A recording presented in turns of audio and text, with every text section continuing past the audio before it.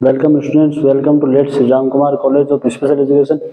अपन जो बात कर रहे हैं वो कर रहे हैं एचआई के लिए जो स्पीच की क्लास होती है उसके लिए, ठीक है। उसमें अपन देख रहे हैं वो कर रहे हैं वो आवाज की समस्या पर बात। आवाज की समस्या पर बात है। हमने कहाँ तक कर ली थी? हमने कर ली थी डिस्फानिया तक। और डिस्फानिया का जो पहला टॉपिक है वो बहुत जोर से उस पर अपन बातचीत कर रहे हैं। किस पे? बहुत जोर से पे। जब कोई व्यक्ति बहुत तेज बोलता है तो उसे सुनने वाले उसकी आवाज से चिड़चिड़ापन महसूस करते हैं, उसे हम बहुत जोर से कहते हैं। जब कोई व्यक्ति बोलता है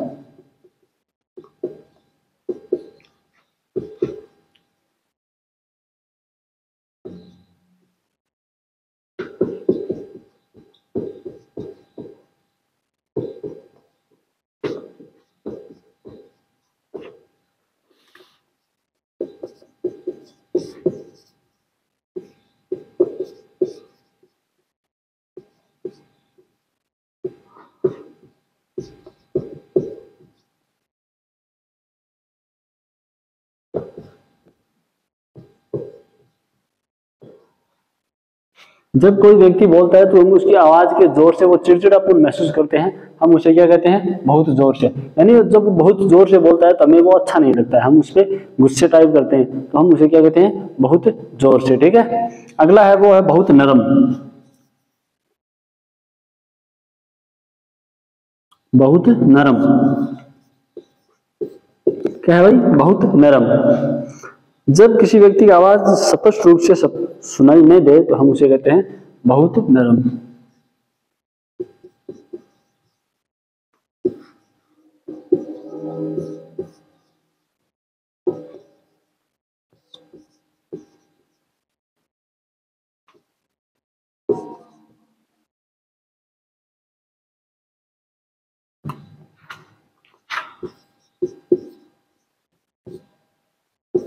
जब किसी व्यक्ति की आवाज है वो हमें स्पष्ट रूप से सुनाई नहीं दे, मतलब जब जैसे कोई व्यक्ति बोलता है तब जब हम उसकी आवाज है वो स्पष्ट रूप से नहीं सुन पाते, हमारी वो आवाज है जो उसकी आवाज है वो हमारे कानों तक नहीं पहुंच पाती है, हम उसे क्या कहते हैं? बहुत नरम, ठीक है। तो ये बहुत जोर और बहुत नरम है ना, इस पे बात होगी, ठीक है। इसका स्क्रीनशॉट लीजिए, फिर आगे बात करते हैं।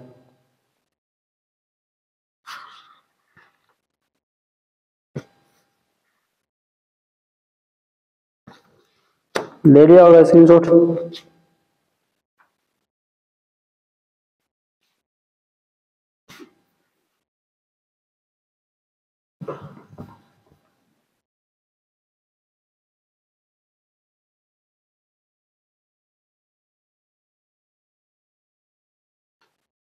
अब अगला जो टॉपिक है वो है गुणता दोष। अगला है वो है गुणता दोष। गुणता दोष, गुणता दोष है वो 4 प्रकार का होता है। गुणता दोष है वो 4 प्रकार का होता है। कितने प्रकार का होता है भाई? 4 प्रकार का। पहला है वो है हाइपरनेसलिटी।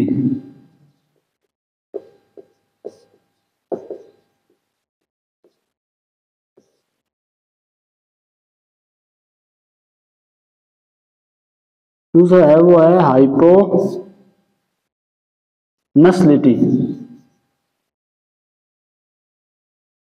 तीसरा है वो है कठोर आवाज।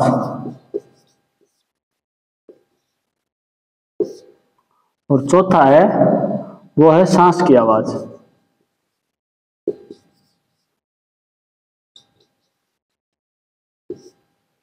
ये 4 प्रकार के गुणता दोष होते हैं। कितने प्रकार के? 4 प्रकार के। पहला है वो है हाइपरनेसलिटी, दूसरा है वो हाइपोनसलिटी, तीसरा है वो है कठोर आवाज, और चौथा है वो है सांस की आवाज, है ना। तो ये 4 प्रकार की है वो गुणता दोष होता है ना। तो इसका स्क्रीनशॉट लीजिए, फिर आगे बात करते हैं। ले लिया होगा? अब अपन बात करेंगे वो करेंगे हाइपरनेसलिटी पर। किस पे भाई? हाइपरनेसलिटी। जब कोई व्यक्ति ओरल साउंड को नासा साउंड के रूप में बोलता है, मुझे हाइपरनेसलिटी कहते हैं। मतलब जब कोई व्यक्ति मुख की आवाज को नाक से बोलता है तब हम उसे हाइपर नेसलिटी कहते हैं। अर्थात जब कोई व्यक्ति मुंह की आवाज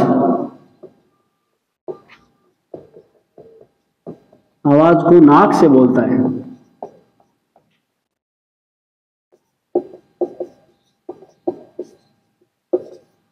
जब कोई व्यक्ति मुंह की आवाज को नाक से बोलता है, ओरल कैविटी मतलब मुख और नेसल कैविटी मतलब नाक, तो जब कोई आवाज है वो नाक, मुंह की आवाज है वो नाक से बोलने लग जाता है तो हम उसे क्या कहते हैं? हाइपरनेसलिटी। ठीक है, हाइपरनेसलिटी।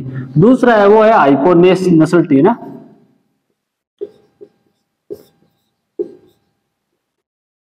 दूसरा है वो है हाइपोनेसलिटी। हाइपोनेसलिटी में क्या होता है कि जब नासल साउंड को ओरल साउंड में बोला जाए, यानी नाक की आवाज को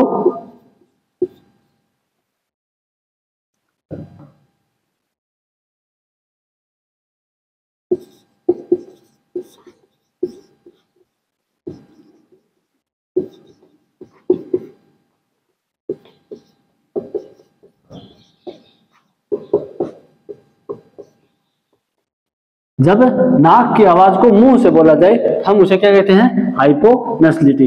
पहला है हाइपर नेसलिटी, जब कोई व्यक्ति मुख की आवाज को नाक से बोलता है तो हम उसे क्या कहते हैं? हाइपोनेसलिटी। और दूसरी बात है वो है हाइपोनेसलिटी, इसे क्या कहते हैं? जब नाक की आवाज को मुंह से बोला जाए तो हम क्या कहते हैं? हाइपोनेसलिटी। ठीक है, अगला है तीसरा है वो है कठोर आवाज। अगला है वो है कठोर आवाज। कठोर आवाज में क्या होता है कि जब वाणी उत्पादन के समय गले से ज्यादा खरखराहट की आवाज आती है, मतलब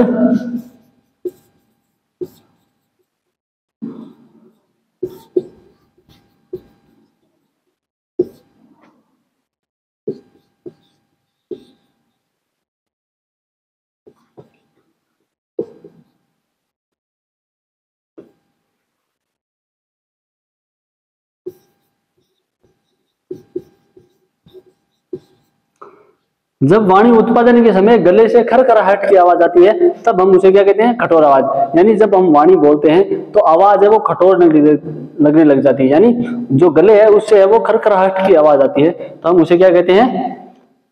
कठोर आवाज। ठीक है, तो ये 3 प्रकार की होगी, एक 4 प्रकार की है वो नीचे है वो सांस की आवाज है वो अपन आगे देखेंगे। पहले ये 3 का स्क्रीनशॉट ले लीजिए फिर आगे बात करते हैं। ले लिया होगा?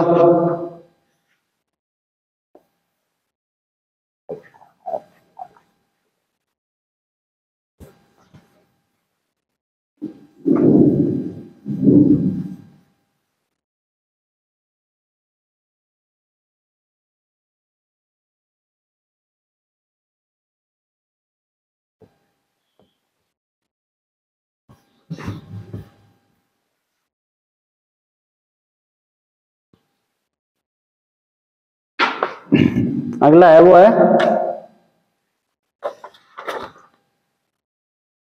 सांस की आवाज, नंबर 4।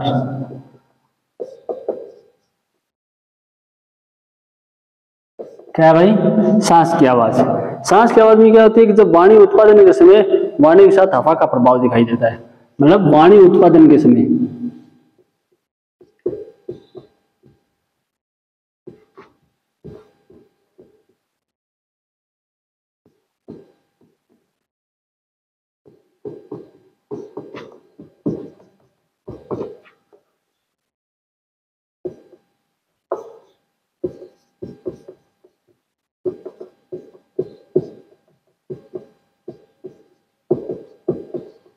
वाणी उत्पादन के समय हमें सांस या हवा का प्रभाव दिखाई देता है, हम उसे क्या कहते हैं? हम उसे क्या कहते हैं? सांस की आवाज। यानी वाणी को बोलते समय वाणी के साथ है वो सांस की समस्या या फिर हवा का प्रभाव दिखाई देता है, हम उसे कहते हैं, क्या कहते हैं? सांस की आवाज या वाणी उत्पादन में हवा या अथवा सांस का प्रभाव दिखाई देना। ठीक है, तो ये होगी सांस की आवाज। इसका भी स्क्रीनशॉट ले लीजिए। अब आगे बात करते हैं।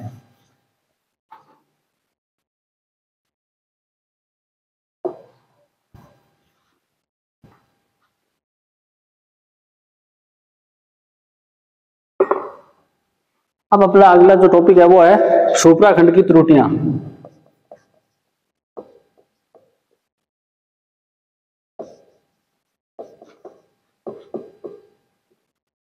सुप्राखंड की त्रुटियां यानी सुप्राखंड में कौन कौन सी त्रुटियां आती है। उपखंडीय स्मृतियों में ज्यादातर वाणी अस्थायीता वाणी विशेषताओं में मेलोडी के रूप में संदर्भित किया जाता है। वाणी का यह विशेषता है कि होती है कि जो अलग अलग होती है, भाषा से भाषा तक स्पीच का ले भावनात्मक स्थिति को व्यक्त करता है, जो व्यक्ति की सुंदरता को व्यक्त करता है। मतलब जैसे हमारी भाषा है, जब हम किसी भाषा को बोलते हैं तो हमारे द्वारा जो बोली जाने वाली भाषा है उसकी गुणवत्ता तथा उसके लय को देखा जाता है। अगर हमारी भाषा में गुणवत्ता और लय अच्छा होगा तो हमारी भाषा है वो हमें बहुत है वो दूसरे को है बहुत सुंदर लगेगी और प्रभावशाली दिखाई देगी। अतः वाणी का है वो सही होना बहुत जरूरी होता है। ठीक है। वॉइस पिच लाउडनेस और ड्यूरेशन नियंत्रित परिवर्तन के द्वारा करती है। मतलब वाणी में हमें लय, ताल, जोर और रिदम सब एक नियंत्रित होनी चाहिए। मतलब एक सिस्टमेटिक होनी चाहिए कि जब भी हम किसी वाणी को बोलते हैं तो हमारी वाणी में लय, ताल, रिदम सब एकदम सही होना चाहिए ताकि सुनने वाले को हमारी वाणी है वो प्रभावित दिखाई दे। ठीक है। हेयरिंग इंपेयर्ड की वाणी उच्चारण में दबाव, लय, वाक्यांश तथा वाणी की दर में है वो एरर देखने को मिलता है। मतलब जैसे कोई हेड इंपेयर्ड है, कोई स्वर्ण बाधित है, उसकी वाणी उच्चारण में हमें दबाव, लय, वाक्यांश, वाणी की दर आदि में हमें एरर दिखाई देता है यानी समस्या दिखाई देती है। मतलब जब कोई हेड इंपेयर्ड या स्वर्ण बाधित बच्चा है वो या व्यक्ति है वो जब वाणी का उच्चारण करेगा तब हम उसकी वाणी में जब वाणी का जो लय है, वाणी का जो ताल है, वाणी में जो दबाव है वो दिखाई देगा, वाक्यांश सही तरीके से नहीं बोल पाएगा और वाणी की दर है वो भी सही नहीं होगी। ठीक है। यह जो समस्या है ये श्रवण प्रतिक्रिया तथा ज्ञान की कमी के कारण होता है। अब ये समस्या ये क्यों होती है कि बच्चा है उसके पास ज्ञान नहीं होता, क्यों? क्योंकि उसके कान है वो सही तरीके से काम नहीं करते, इसलिए उसे इस समस्या का सामना करना पड़ता है। इन सभी सुप्राखंडी त्रुटियों को निम्नलिखित रूप से समझ यानी कुछ त्रुटियां हैं जिसे अपन आज समझेंगे। ठीक है। पहला है वो है उच्चारण।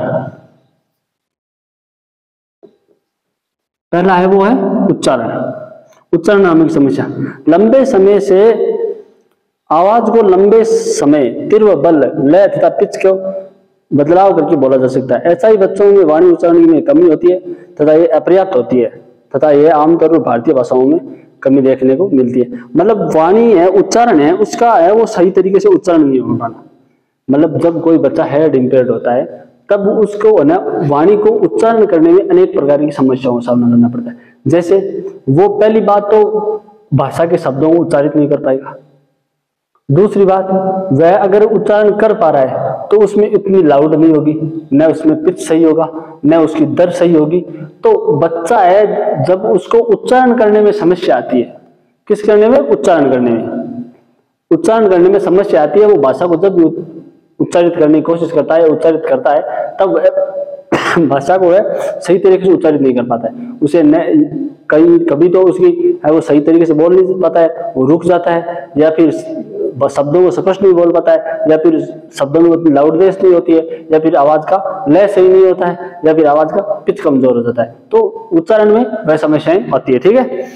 अगला है बल और जोर।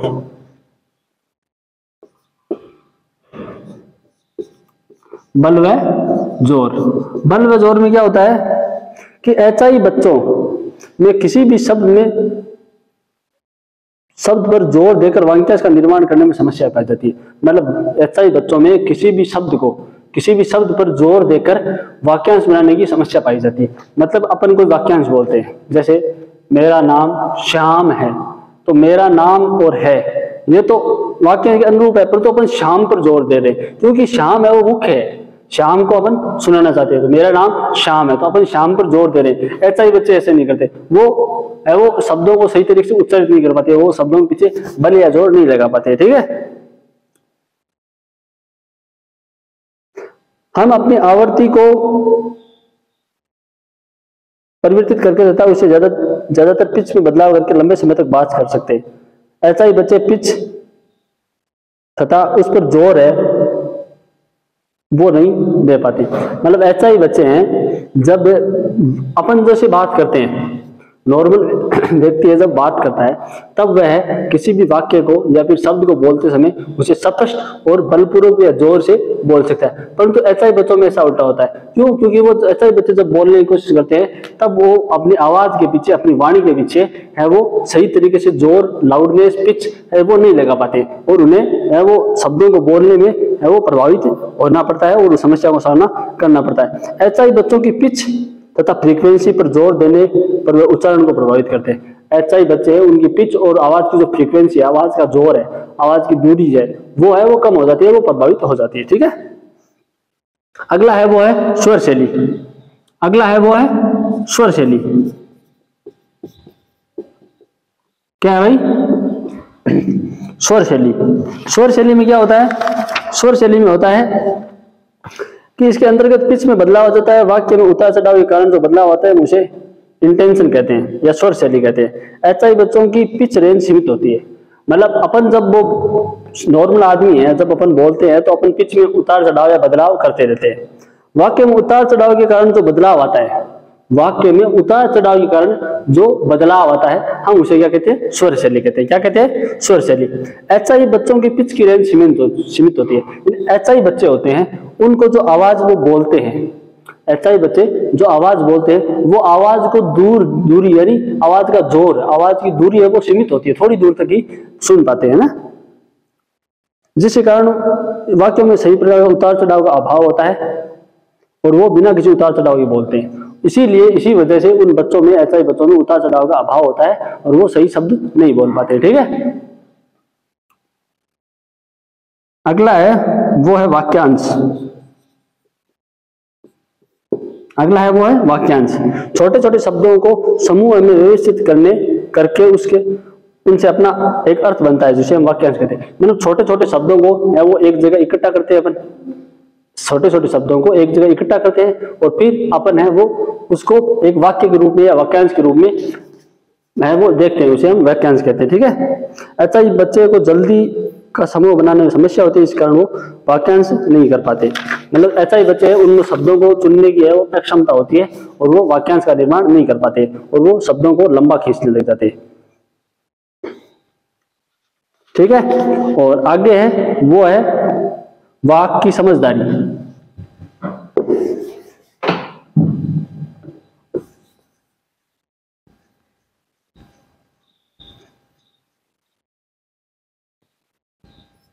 चार 4.4 वाक समझदारी। वाक समझदारी है ना। अगला जो टॉपिक अपना है वो है वाक समझदारी। इस पर बात करेंगे अपन कल। आज के लिए इतना ही, धन्यवाद।